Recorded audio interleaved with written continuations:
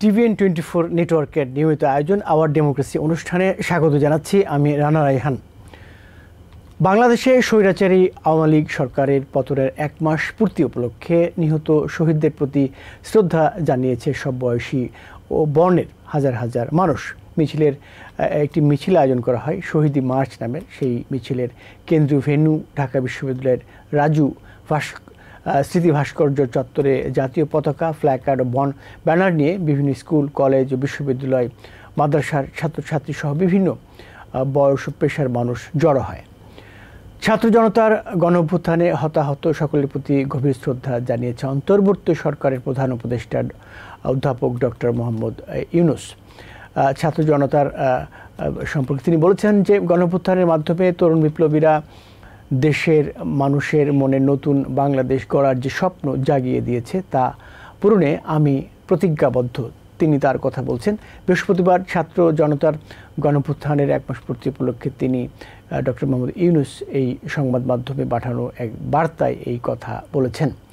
বাংলাদেশের অন্তর্বর্তী সরকারের প্রধান উপদেষ্টা ডক্টর মোহাম্মদ ইউনূস একটি সাক্ষাৎকার দিয়েছেন পিটিআইকে, ভারতীয় গণমাধ্যম। সেখানে তিনি বলছেন, সাবেক প্রধানমন্ত্রী শেখ হাসিনাকে বাংলাদেশ ফেরত না চাওয়া পর্যন্ত ভারতে তাকে চুপ থাকতে হবে। বৃহস্পতিবার পিটিআইকে দেওয়া ওই সাক্ষাৎকারে তিনি আরও বলেন, গণঅভ্যুত্থানে ক্ষমতাচ্যুত শেখ হাসিনা ভারতে আশ্রয় নেওয়ার পর সেখান থেকে বিভিন্ন রাজনৈতিক বিবৃতি দেয় ক্ষোভ জানান ইউনূস। এটাকে অবন্ধুসুলভ আচরণ বলে আখ্যায়িত করেন তিনি। এছাড়া আরও বিভিন্ন বিষয়ে কথা বলেছেন, এটা নিয়ে আমরা আলোচনা করব। সম্পূর্ণ বিচার না হওয়া পর্যন্ত ফ্যাসিবাদীরা বাংলাদেশে পুনর্বাসনের সুযোগ পাবে না, এরকম কথা বলছেন এই অন্তর্বর্তীকালীন সরকারের একজন উপদেষ্টা। তিনি যুব ও ক্রীড়া উপদেষ্টা। এটা আসলে এই উপদেষ্টা পরিষদের বৈঠকেই এরকম একটি সিদ্ধান্ত নেওয়া হয়েছে, এরকম বলা হচ্ছে। তিনি বলছেন যে প্রকাশ্যে কর্মসূচি পালনের ক্ষেত্রেও সরকার নিরুৎসাহিত করবে। এছাড়া বাংলাদেশের প্রধানমন্ত্রীর সরকারি বাসভবন গণভবনকে জুলাই গণঅভ্যুত্থান স্মৃতি জাদুঘর এই নামই দেওয়া হয়েছে আপাতত। এই জাদুঘরে রূপান্তর করার সিদ্ধান্ত নিয়েছে অন্তর্বর্তী সরকার। বৃহস্পতিবার অন্তর্বর্তী সরকারের উপদেষ্টা পরিষদের বৈঠকে এমনই সিদ্ধান্ত নেওয়া হয়েছে। ঢাকার তেজগাঁওয়ে প্রধান উপদেষ্টার কার্যালয়ে অনুষ্ঠিত এই বৈঠকে এমন সভাপতিত্ব করেন প্রধান উপদেষ্টা ডক্টর মোহাম্মদ ইউনূস। এই বিষয়গুলো ছাড়া আর যেটি আছে যে বাংলাদেশের নির্বাচন কমিশনে যতজন ছিলেন, প্রধান নির্বাচন কমিশনার সহ আরও 4 জন, প্রধান নির্বাচন কমিশনার কাজী হাবিবুল আওয়াল ছাড়া আরও 4 জন, তারা সবাই পদত্যাগ করেছেন এই প্রসঙ্গে। এবং আমরা দেখছি যে আমেরিকায় নির্বাচন খুব কাছে চলে এসছে এবং এই উপলক্ষে প্রতিবাদ বা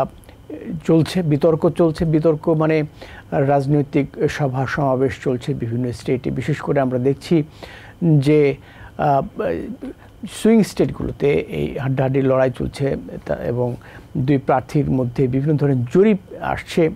কামালা হ্যারিস বলা হচ্ছে যে এগিয়ে গেছেন এবং ডোনাল্ড ট্রাম্প তিনিও বিভিন্ন ধরনের কথা বলছেন। একই সঙ্গে আইনি জটিলতার মুখে পড়েছেন ডোনাল্ড ট্রাম্প এবং প্রেসিডেন্ট জো বাইডেনের ছেলে হান্টার বাইডেন।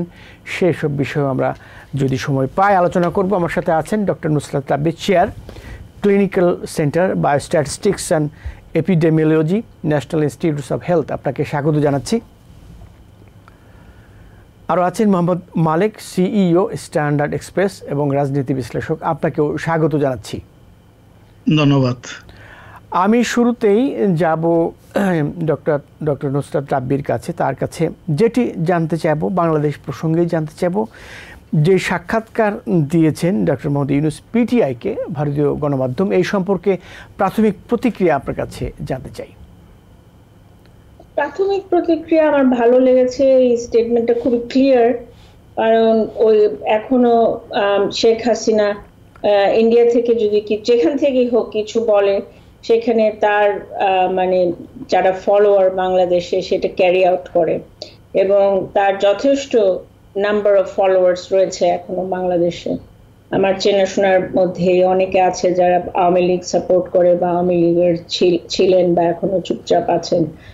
তো তাদের জন্য হয়তো আওয়ামী লীগ পার্টি রেজারেক্ট করা উচিত এট সাম টাইম, এবং তাদের একটা লেজিটিমেট লিডার যদি হয়। কিন্তু বাইরে গিয়ে পালিয়ে থেকে, বিদেশ থেকে আপনার ওই যে ইনফ্ল্যামেটরি যে রিমার্ক গুলা করা, যেটা প্রফেসর ইউনুস পয়েন্ট আউট করলেন, যে একটা ন্যারেটিভ তৈরি হয়েছে, যেটা শেখ হাসিনা তৈরি করেছেন আগেই, যে যারাই তার প্রতিবাদ করে তারা হচ্ছে ইসলামিস্ট, এবং বিএনপিও ইসলামিস্ট, এবং জামাত, এবং একটাই মানুষ প্রোটেক্ট করতে পারবে বাংলাদেশকে ফ্রম অল অফ আফগানিস্তানের যে মানে পরিণতি হয়েছিল সেদিকেই আমরা যাচ্ছি। এটা একটা গল্প, এটা একটা ন্যারেটিভ, এবং এই ন্যারেটিভটা she is trying to keep that up by speaking from abroad.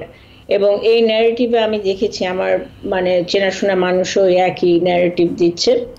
তো এইটা চেঞ্জ হবে না, বাট যেহেতু প্রফেসর ইউনুসের ডিপ্লোম্যাটিক অ্যান্ড ইকোনমিক পাওয়ার আছে, he is the head of state, interim government হোক আর যাই হোক, so he has some power to negotiate with India.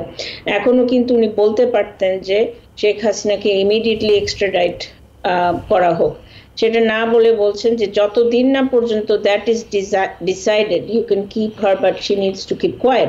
আমার মনে হয় it's a very reasonable exchange, এবং ইন্ডিয়া এটা ইজিলি পারে ইমপ্লিমেন্ট করতে, because she has no passport. হয়তো she has a personal passport, that's true, কিন্তু অফিসিয়াল কোনো পাসপোর্ট নাই। As far as I know, তার অ্যাসাইলাম কেউ ইন্ডিয়া ছাড়া কেউ গ্র্যান্ট করেনি, ইন্ডিয়াও পার্মানেন্টলি গ্র্যান্ট করেনি। So she is under the mercy of the Indian government. Indian government can't implement this, যে বাংলাদেশের বাইরে থেকে ইনস্টিগেট করে, it creates a lot of instability for Bangladesh and for the interim government. তো আমার মনে হয় যে এটা একটা ভালো নেগোসিয়েশন জিনিস, এটা উনি 1 মাসের উপরে এটা চিন্তা করে বলেছেন ইন্ডিয়ান প্রেসে। So I think he is quite serious about it. জি, ধন্যবাদ আপনার কাছে। আবারও ফিরু, আমি যেতে চাই মোহাম্মদ মালিকের কাছে। তার কাছে জানতে চাইব যে কথাটি বললেন ভারতের উদ্দেশ্যে, ভারত সরকারের উদ্দেশ্যে, যে তারা মনে করে যে একটি দল বা একজন ব্যক্তি ছাড়া এই দেশে সেকুলার চর্চা, সেকুলার রাষ্ট্র বা এরকম এ ধরনের রাষ্ট্র সম্ভব না। এইটাকে একভাবে তিনি ক্ষোভও জানিয়েছেন, এবং তিনি বলছেন যে তাদের এইটা এই ডক্টর ইউনূসের এই বক্তব্যের পর আপনার কি মনে হয় যে ভারত সরকার তাদের এই চিন্তা ভাবনা বদলাবে? ধন্যবাদ রানা ভাই। দেখুন, ডক্টর ইউনূসের যে আজকের যে ইন্টারভিউতে তিনি যা যা বলেছেন, এতক্ষণ নুসরাত আপা আলোচনা করলেন, আপনিও ভূমিকাতে কিছুটা বলেছেন। তো এই আলোচনার প্রেক্ষিতে বা ইউনূস সাহেবের এই বক্তব্যের বা প্রেক্ষিতে ইন্ডিয়া কতটা মানে কনভিন্সড হবে সেটা ইন্ডিয়াই ভালো করে জানে। দেখুন, একটা জিনিস অতি সত্য কথা, যে দু দেশের সম্পর্কের বিষয়টিতে ইন্ডিয়াও কিন্তু তার যে নিজস্ব চিন্তা ভাবনা বা যে উৎস থেকে তারা সব কিছু সংগ্রহ করে থাকে, এবং তার প্রেক্ষিতে বাংলাদেশের মতো একটা প্রতিবেশীর সাথে তার দেশের এবং জনগণের স্বার্থ টিকিয়ে রাখার জন্য কি কি করা দরকার সেটা ইন্ডিয়াও কিন্তু ভালো বোঝে। এখন যে ন্যারেটিভটা ছিল, যেটা নুসরাত আপা বললেন ইতিপূর্বে, ইন্ডিয়ার কাছে এরকম একটা ধারণা প্রতীয়মান ছিল যে কেবলমাত্র শেখ হাসিনাই সেকুলার যে একটা ইমেজ বা রাজনীতি বা প্রশাসন বাংলাদেশে চালাতে পারে, অন্যান্য সকল দলই ইসলামিস্ট, এবং তারা ক্ষমতায় আসলে আফগানিস্তান হয়ে যাবে দেশ, যেটা ভারতের জন্য একটা বড় কনসার্ন। তো এই বিষয়টিতে যে ধারণা, ইউনূস সাহেব কিন্তু সেটাই রিকোয়েস্ট করেছেন ভারতকে, যে আপনারা ওই ধারণা থেকে বেরিয়ে আসুন, যে কেবলমাত্র হাসিনাই সেকুলারিজম করতে পারবে বা সেকুলারিটির গ্যারান্টি দিতে পারবে, অন্য কোনো দল সেটা পারবে না, তারা ইসলামিস্ট হয়ে যাবে, কথাটা ঠিক নয়, আপনারা এটা রিয়েলাইজ করার চেষ্টা করুন। এই দাবিটি তিনি করেছেন ইন্ডিয়ার কাছে। এখন আমি মনে করি এই দাবির প্রেক্ষিতে, তবে ইউনূস সাহেব যেটি করেছেন সেটি প্রয়োজন ছিল। তার কারণটি, এখন ইন্ডিয়া কীভাবে রিয়েক্ট করবে that is different thing. Yunus সাহেবের কেন করার কথা ছিল, দেখুন, এর আগে তিনি যে জাতির উদ্দেশ্যে যে বক্তব্য দিয়েছেন ইউনূস সাহেব, সেখানে কিন্তু একটা খুব সুন্দর করে কথা বলেছেন তিনি, যে ছাত্র জনতা হলো তার নিয়োগকর্তা, কাজে তাদের যে আকাঙ্ক্ষা, তার সেই আকাঙ্ক্ষার প্রতিফলন তিনি করবেন। তো এখন সেই ছাত্র জনতার আকাঙ্ক্ষা হলো যে শেখ হাসিনা বা তার অন্যান্য অনুসারী যারা আছে তাদেরকে দেশে ফিরিয়ে আনতে হবে, তাদেরকে বিচারের সম্মুখীন করতে হবে। তো সেটি কিন্তু ইউনূস সাহেব এটার গুরুত্ব বুঝতে পারেন, এবং তিনি যেহেতু নিয়োগকর্তা হিসাবে স্বীকার করেছেন জনগণকে, ছাত্র জনতাকে, ছাত্র জনতার সেই আকাঙ্ক্ষাকে তিনি বাস্তবায়িত করবেন, সেটি স্বাভাবিক। তো এই ক্ষেত্রে যেটি বিষয় হলো সেটি হলো, দেখুন যে এখন পর্যন্ত কিন্তু বাংলাদেশ শেখ হাসিনাকে ফেরত চায়নি ভারতের কাছে, কিন্তু এরকম একটা অবস্থায় যে বিভিন্ন রাজনৈতিক বিবৃতি যেগুলো আসছে সেটা আসলে কিন্তু দুই দেশের, শুধু এটা বাংলাদেশের জন্য বিব্রতকর অবস্থা না, একটা ডিসকমফোর্ট তৈরি করে কিন্তু দুই দেশেরই সম্পর্কের ক্ষেত্রে, এবং একটা প্রভাব অবশ্যই ফেলে। কারণ প্রতিবেশী রাষ্ট্র হিসেবে যেমন ভারতকে বাংলাদেশের প্রয়োজন আছে, বাংলাদেশকেও কিন্তু ইন্ডিয়ার প্রয়োজন আছে। শুধুমাত্র একজন ব্যক্তিকে বন্ধু ভেবে পুরো রাষ্ট্র বা জনগণকে অবন্ধু সুলভ আচরণ, এটি যেমন ইন্ডিয়ার জন্য মঙ্গল আসবে না বা বাংলাদেশের জন্য তো নয়।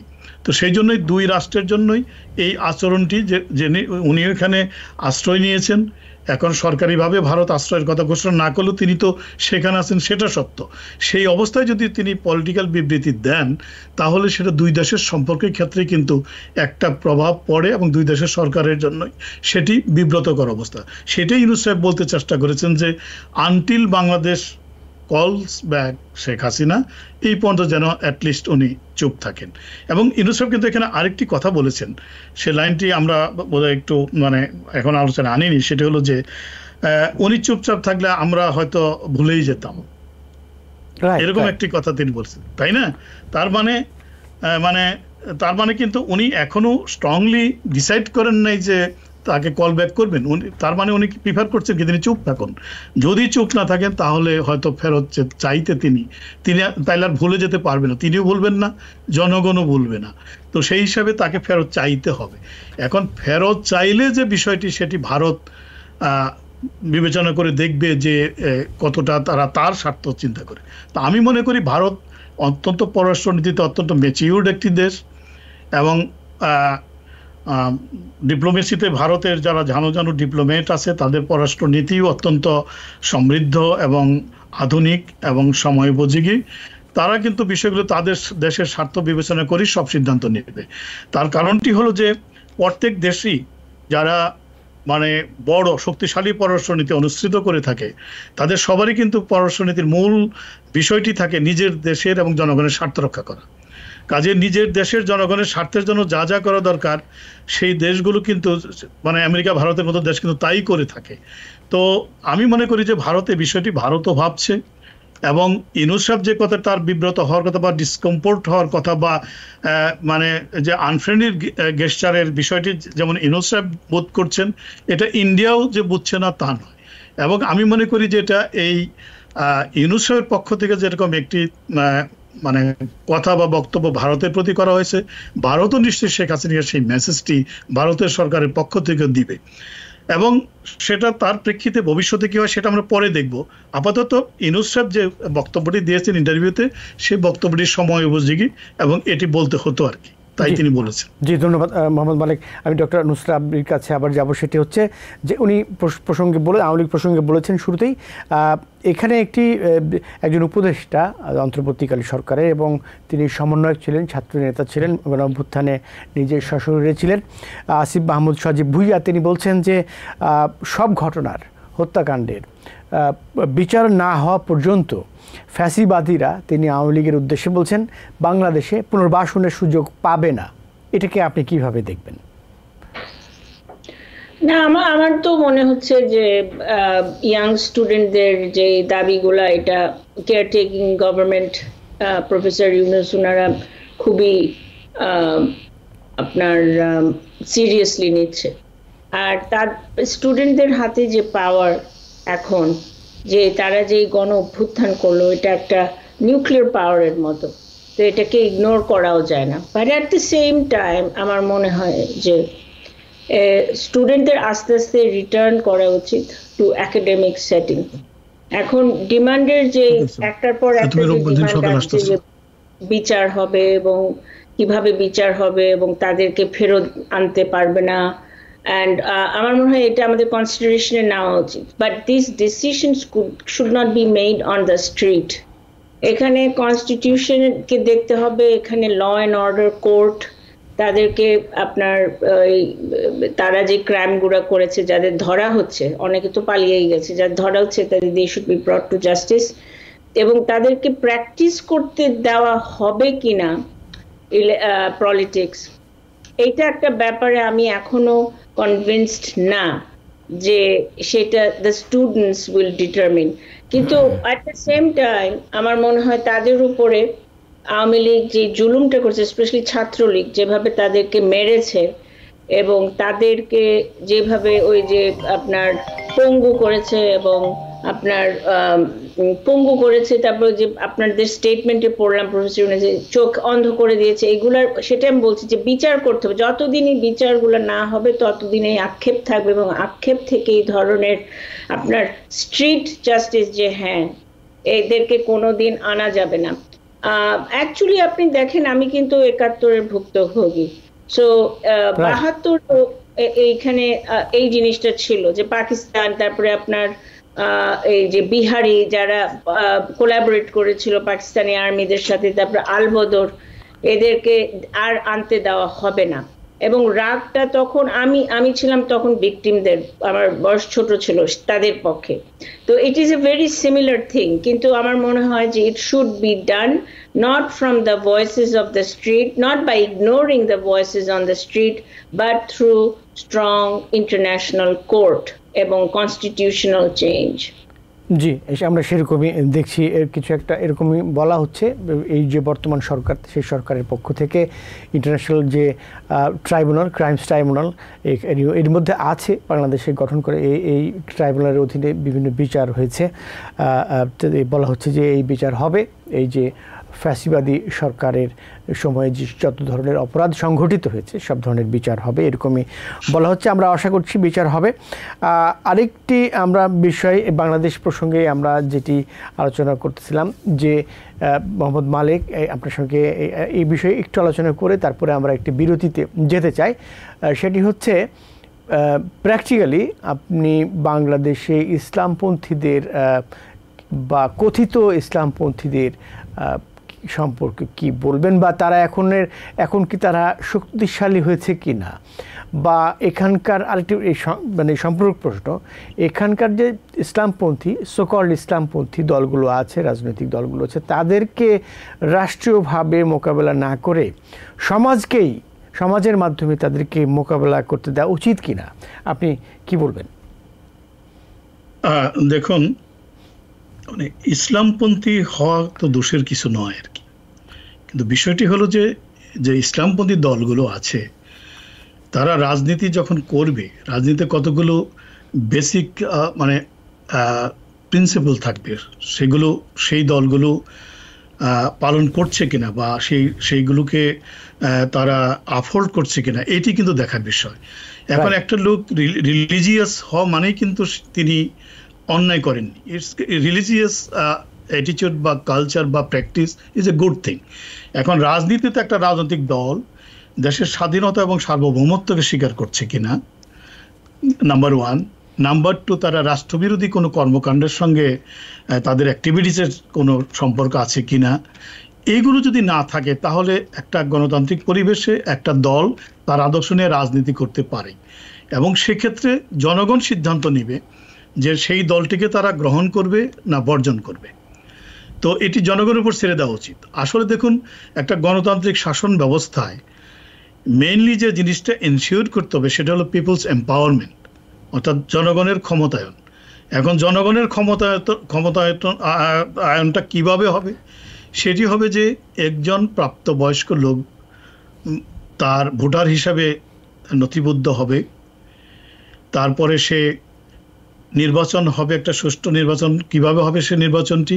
সে নির্বাচনে একজন ভোটার তার ভোটাধিকার প্রয়োগ করবে, এবং ভোটাধিকার প্রয়োগ ক্ষেত্রে কাকে সে ভোট প্রদান করবে সেভাবে তার সামনে চুজ করার জন্য অপশনস থাকবে, একাধিক অপশনস, তার মধ্যে থেকে তিনি ভোট প্রদান করবেন এবং সেই ভোটটি কাউন্ট হবে এবং সেই ভোট গণনার ফলে যিনি নির্বাচিত হবেন তিনি দেশ পরিচালনায় সম্পৃক্ত হবেন। এই যে আইডিয়াটা গণতন্ত্রের, তার মানে কি হলো যে পিপলস এম্পাওয়ারমেন্ট, অর্থাৎ এখানে কাউকে ভোটাধিকারকে বঞ্চিত করা হবে না, তাকে ইনফ্লুয়েন্স করা যাবে না ভোট প্রদানে, তারপরে প্রার্থী থাকবে যাকে চুজ করার মতো অবস্থা তার থাকে। তার মানে আপনি যদি গণতান্ত্রিক শাসন ব্যবস্থায় একটা জনগণের প্রত্যেকটা লোককে, রাষ্ট্রের প্রত্যেকটা লোক বা ভোটারকে যদি আপনি এইভাবে ক্ষমতায়ন করতে পারেন, তাহলে যারা নির্বাচিত হবে তারাই কিন্তু সত্যিকার অর্থে জনপ্রতিনিধি।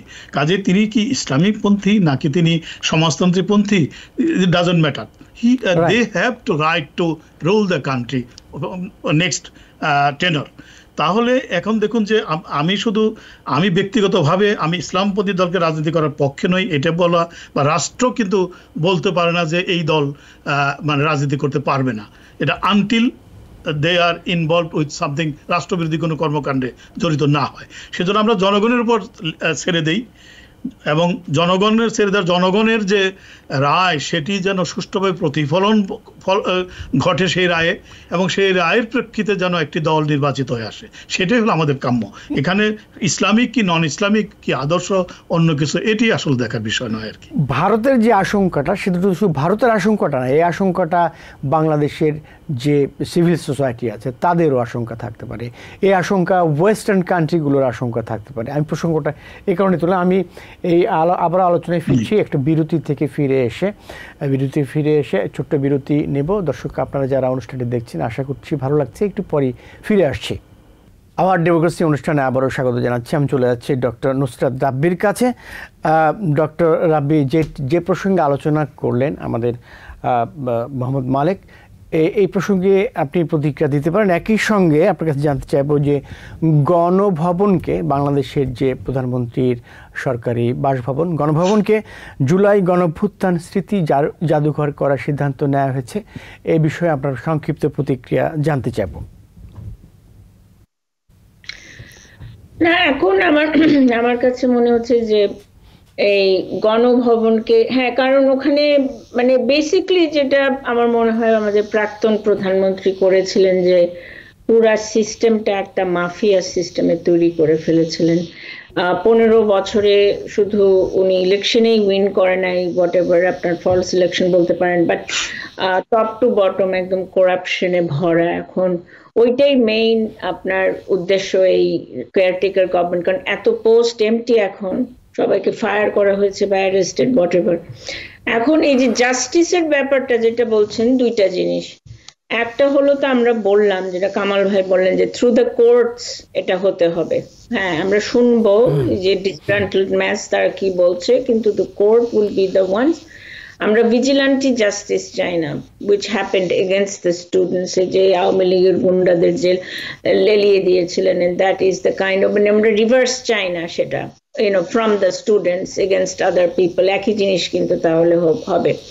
তো এখন আপনি যেটা বললেন যে কতগুলো ডিস্টার্বিং জিনিস হচ্ছে, যেটা হচ্ছে সমস্ত ভাস্কর্য, তারপরে আপনার স্ট্যাচু, তারপরে মিউজিয়াম, এগুলো ডিস্ট্রয় করেছেন। I don't think this are students, এগুলো কিন্তু এখানে কিন্তু অনেকগুলো আপনার পলিটিক্যাল থাগস বলতে পারেন বা ইডিওলজিক্যাল পিপল যারা ভাস্কর্যে বিলিভ করে না from a religious point of view, মানে ওই যে আপনার sort of backwards, really তালিবানদের মতো, এগুলো স্টপ করতে হবে। we have to do that. as far as Ganabhaban যে মিউজিয়ামের কথা বলছেন, এখানে আমি আপনি যদি কিছুদিন আগেও আমাকে জিজ্ঞেস করতেন, আমি বলতাম যে না, ইট শুডন্ট বি, কারণ এখানে আপনার প্রাইম মিনিস্টার থাকে, that is how it is. কিন্তু এখানে এত বড় একটা মুভমেন্ট হয়ে গেছে, এখানে মুভমেন্ট হয় নাই, ঠিক মুভমেন্টের কালমিনেশন, মানে শেষ হয়েছে গণভবনে। It's almost like a take over. এটা মানে মাস হাউস, আপনি যদি ট্রান্সলেট করেন গণভবন, it's a house for the masses and the masses took that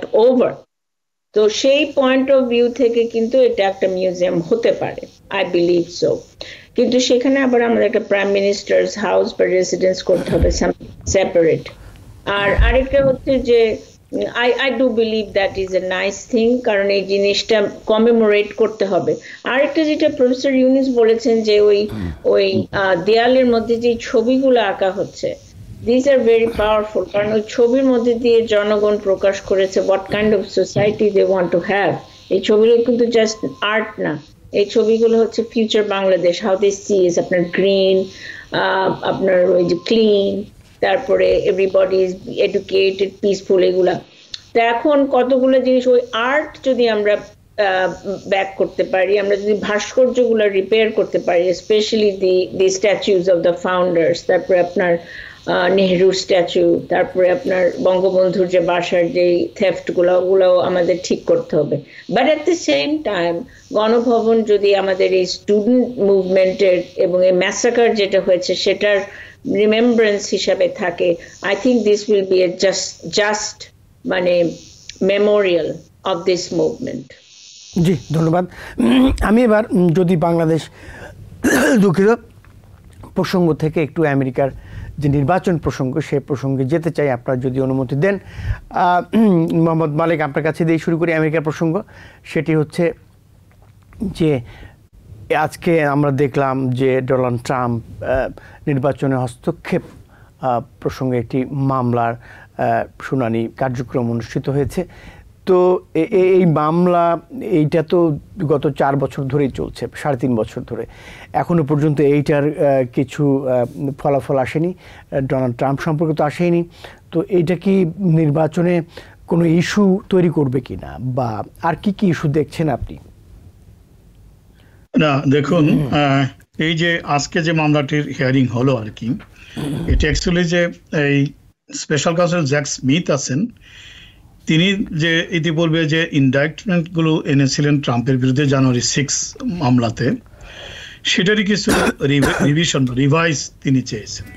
আচ্ছা, রিভাইজ চাওয়ার প্রেক্ষিতটা কি ছিল, যে মোস্ট রিসেন্টলি আমরা একটা জিনিস দেখেছি যে সুপ্রিম কোর্ট থেকে জানুয়ারি 6 মামলায় ট্রাম্পকে দায় মুক্তি দেওয়া হয়েছে। কি বলা হয়েছে? ফর অফিসিয়াল অ্যাক্ট, অর্থাৎ জানুয়ারি 6 এর যে চার্জগুলো আনা হয়েছে তার বিরুদ্ধে, ইনডাইটমেন্টগুলো, সেগুলো যদি তিনি অফিসিয়াল অ্যাক্ট হিসেবে করে থাকেন তাহলে তিনি দায় মুক্তি পাবেন। তাহলে এখন প্রশ্ন হলো যে কোনটা অফিসিয়াল অ্যাক্ট, কোনটা পার্সোনাল অ্যাক্ট। অর্থাৎ এটা কিন্তু কোর্ট, আবার সুপ্রিম কোর্ট কিন্তু ডিফারেন্সিয়েট করে দেয়নি যে কোনগুলোকে অফিসিয়াল অ্যাক্ট করা হবে, কোনগুলোকে পার্সোনাল অ্যাক্ট বলা হবে। তো এই প্রেক্ষিতেই যে এর সুপ্রিম কোর্টের এই দায় মুক্তির রায়ের আগে যে অরিজিনাল ইনডাইটমেন্টস গুলো ছিল, সেখানে কিছু কিছু জিনিস ছিল যেগুলোকে অফিসিয়াল অ্যাক্ট হিসাবে তার ট্রাম্পের অ্যাটর্নিরা করতে পারে, এটাকে কাউন্ট করার ব্যাপারে ইনফ্লুয়েন্স করতে পারে। সেই জন্য সেই চার্জগুলোকে, ইনডাইটমেন্টগুলোকে একটু রিভাইজ করেছেন।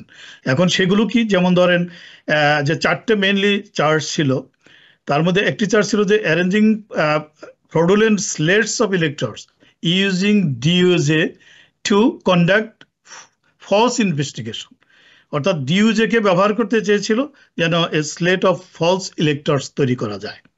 তো এই যে DOJ কে করা হয়েছিল, তার মানে ইট ইজ এটাকে অফিসিয়াল অ্যাক্ট হিসেবে নেওয়া যেতে পারে, যে জন্য তারা মানে এবার যে রিভিশন যেটা করেছে, এখানে DOJ-টা মেনশন থাকবে না এই চার্জের ইনডাইটমেন্টে।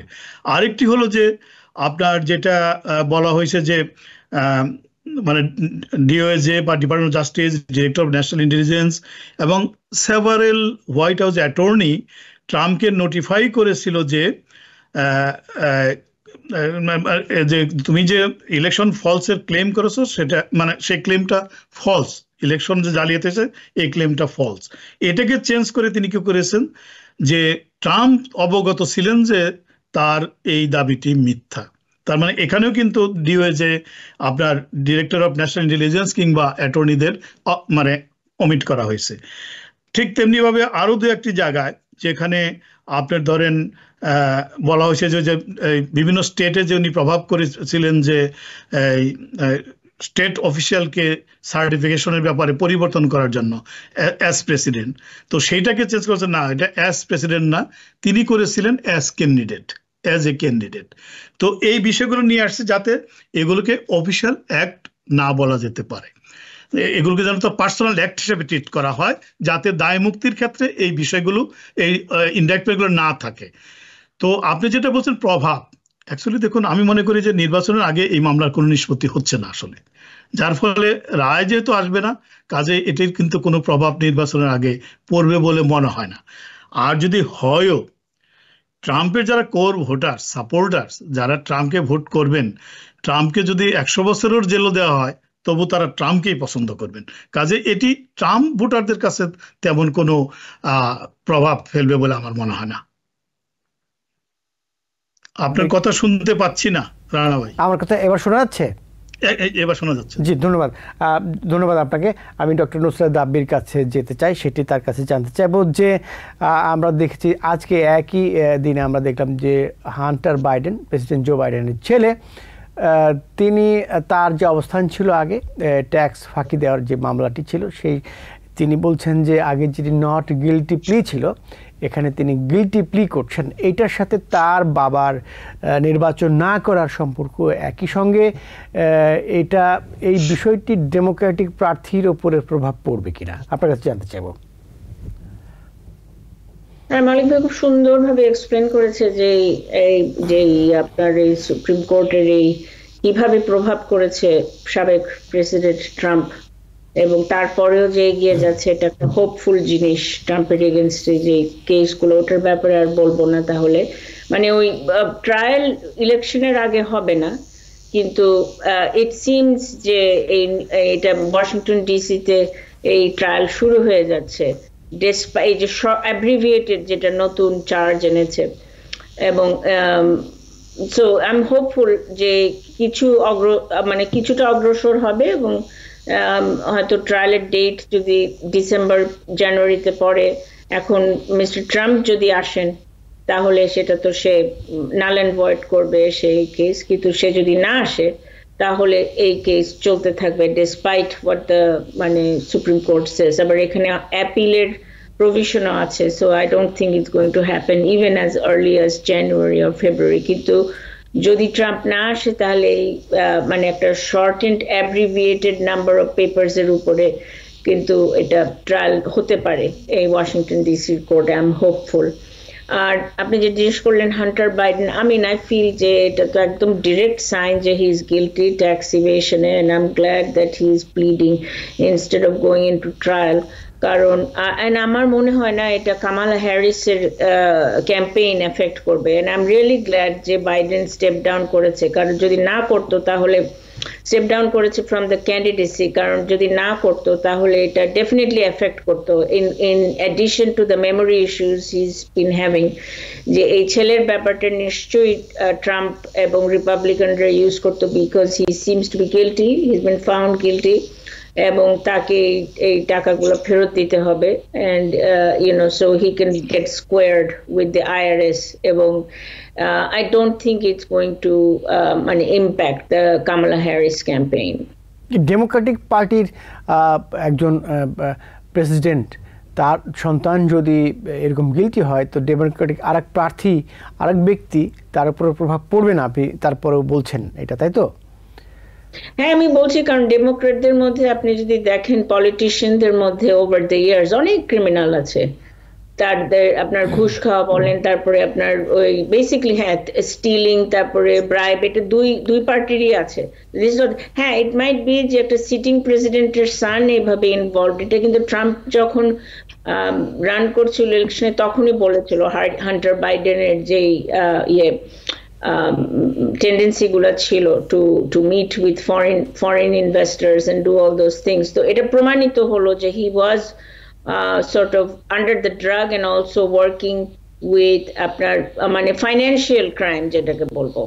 তো ওইটাতে আমি সেরকম সারপ্রাইজড হইনি যে ডেমোক্রেট প্রেসিডেন্টের son is guilty, but anyway I'm glad that he is pleading guilty. এখানে একটি প্রশ্ন করতে চাই, আরেকটি, যেটি হচ্ছে নির্বাচন সংক্রান্তই, গর্ভপাত, অভিবাসন, অর্থনীতি, পররাষ্ট্রনীতি বা মধ্যপ্রাচ্য নীতি, এগুলো সবগুলো কি নির্বাচনের প্রভাব পড়বে, নাকি কোনটা বেশি কোনটা কম, কি বলবেন? আপনার কাছে জেনে তারপর আমি মোহাম্মদ মালিকের কাছে যেতে চাই। আপনার প্রশ্নটা আবার বলেন। আমি জানতে চাই যে কোন বিষয়টি এই নির্বাচনের সবচেয়ে বেশি প্রভাব ফেলবে। এর মধ্যে আছে অভিবাসন আছে, অর্থনীতি আছে, পররাষ্ট্রনীতি আছে, গর্ভপাতের প্রশ্নটি রয়েছে, এগুলো আলোচনা এখনো ফ্লোটিং, এখনো একে অপরকে আক্রমণ চলছে আমরা দেখছি। কোন বিষয়টি আপনি সবচেয়ে সামনে রাখবেন? আমি দুটো বলবো, একটা হলো ইমিগ্রেশন। এখানে অনেক আমেরিকানস ক্ষেপে আছে যে তাদের অবস্থা ভালো নেই, and all this border immigration reform আর বর্ডার প্রোটেকশন। আরেকটা হলো অ্যাবর্শন, উইমেন্স রিপ্রোডাক্টিভ রাইটস। এখানে I think Kamala Harris has a big thing, এবং এটাকে ফোরফ্রন্টে রাখতে হবে। ওকে, ধন্যবাদ আপনাকে মোহাম্মদ মালিক। দেখেন, আমরা দেখেছি যে ইমিগ্রেশন নিয়ে এবং গর্ভপাত নিয়ে দুই প্রার্থীকে, অর্থাৎ কামালা হ্যারিস ইমিগ্রেশন নিয়ে তার অবস্থান পাল্টেছেন বলা হয়ে থাকে, তিনি বলেছেন সেটা। একই সঙ্গে ডোনাল্ড ট্রাম্পও এই গর্ভপাত নিয়ে এই অবস্থান পাল্টাচ্ছেন বা বলা হচ্ছে ফ্লিপ ফ্লপ করছেন। এইটা আপনি কি বলবেন এটাকে? না, দেখুন, নুসরাত আপা যেমনটি বললেন যে আপনি যে কয়েকটি ইস্যুর কথা বললেন নির্বাচনে প্রভাব পড়বে, তার মধ্যে কম বেশি আছে। তো গর্ভপাত বিষয়টি ডেমোক্রেটরা চাবে যে গর্ভপাতের বিষয়টিকে সবচেয়ে সামনে আনার জন্য, আর রিপাবলিকানরা চাবে যে ইমিগ্রেশন ইস্যুটাকে নাম্বার 1 ইস্যু করার জন্য। এরপরে মানে ইকোনমিটাও আসবে। ইকোনমিটা তারপর দুই দলই তাদের দুই রকম করে এটাকে ক্যাশ করার চেষ্টা করবেন। মেইনলি যেটা নিয়ে আসবে, ইনফ্লেশন নিয়ে আসবে এবং অর্থনৈতিক দুরবস্থা এটা নিয়ে আসবে, যেমন রিপাবলিকান পার্টি। ডেমোক্রেট পার্টি তেমনিভাবে যে একেবারে record lowest unemployment, 16 million job create করা হয়েছে, এবং ইনফ্লেশন যে ধীরে ধীরে কমিয়ে আনতে পেরেছে, এগুলো নিয়ে আলোচনা করবে। তবে আমি মনে করি যে যেভাবেই নিন না কেন, তো বেসিক্যালি 3টাই মেইন ইস্যু হবে। ছোট ছোট অনেক ইস্যুই থাকবে, তার মধ্যে এই 3টি বড় ইস্যু হবে। এবং 3টা ইস্যুর মধ্যে যদি মানে ট্রাম্পের ক্ষেত্রে যে নির্বাচনী প্রচারণায় আমরা যেটা দেখতে পাচ্ছি, তিনি কিন্তু ইস্যুগুলোর চাইতে আক্রমণ করার পক্ষে বেশি। যেমন ধরেন, তার এখন মেইন ইস্যু হয়ে দাঁড়িয়েছে যে লেফটিস্ট বা কমিউনিস্ট কামালা, তাই না? উনি কিন্তু ওই মানে সব ইস্যুর বাইরে এখন আক্রমণে তার একটাই, যে তারা কমিউনিস্ট, দেশ কমিউনিস্ট হয়ে যাবে। তো আর উনি ফিউচার নিয়ে কিছু বলতে পারছেন না, কিন্তু অর্থাৎ সামনে কি করতে চান। কামালা কিন্তু কন্ট্রারি যেটা করছেন, যে তিনি তাদের যেখানে যেখানে ব্যর্থতা আছে সেটা স্বীকার করছেন, করে কি করছেন, সামনে কি করতে চাচ্ছেন। উনি she is not looking back, তিনি সবসময় চাচ্ছেন যে ফিউচার, আমি সামনে কি করব, এবং সুনির্দিষ্ট কিছু পরিকল্পনা নিয়ে, কর্মসূচি নিয়ে তিনি কিন্তু সামনে মানুষকে আশার আলো জাগার চেষ্টা করছেন। তো এই বিষয়গুলোই যে ইস্যুই থাক না কেন, আলটিমেটলি মানুষ কিন্তু সামনে যেতে চায়, পিছনে না। আর ট্রাম্প মিথ্যা বলে বলে এমন একটা অবস্থায় গেছে যে এখন তার মিথ্যা কথা শুনতে শুনতে মানুষও জর্জরিত হয়ে গেছে। আমরা অনুষ্ঠান শেষ করব। জনাব মোহাম্মদ মালিক, ডক্টর নুসরাত রাব্বি, আপনি কি কিছু বলবেন? থ্রেট টু ডেমোক্রেসি, তাহলে এখন আর কোনো ইস্যু নাই, তাই তো আপনারা বলছেন? যেটি ছিল আর যেটি ছিল 3 বছর ধরে যেটি ছিল, এটা আর এখন এখন উবে গেছে, চলে গেছে, মিলে গেছে আর কি। ডক্টর নুসরাত রাব্বি, আপনাকে অসংখ্য ধন্যবাদ জানাচ্ছি। জনাব মোহাম্মদ মালিক, আপনাকেও। আপনারা ভালো থাকবেন। অন্য কোনো অনুষ্ঠানে আপনাদের সাথে আবারও দেখা হবে।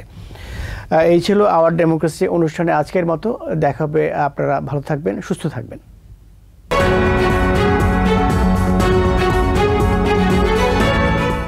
TBN 24 টেলিভিশন দেখতে আজই কল করুন 7187776556। লগ ইন করুন www.totalcablebd.com। নিউ ইয়র্ক থেকে সম্প্রচারিত TBN 24 টেলিভিশন বিশ্বজুড়ে বাঙালির কণ্ঠস্বর।